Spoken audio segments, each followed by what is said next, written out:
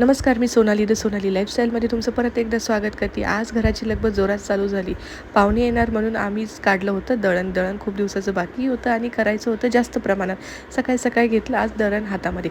त्यातच दादाची मस्ती चालू झाली त्याच्या आजोबांसोबत. गाडी खेळायचा नादच लागला होता आज सकाळपासून. आणि त्यामध्येच उन्हाळा इतका जोरात आहे ना, तर मी थोडी बाहेर पडली आणि बाहेर गेल्यानंतर मला दिसला रस.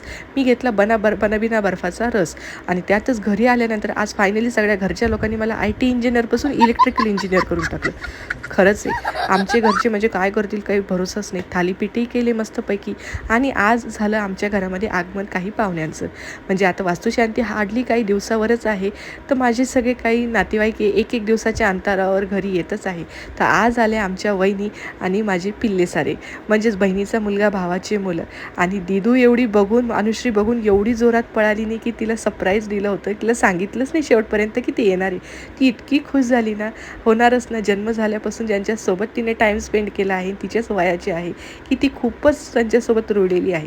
आणि इव्हिनिंगच्या टायमिंगला आम्ही केला कलशचं पूर्ण डेकोरेशन.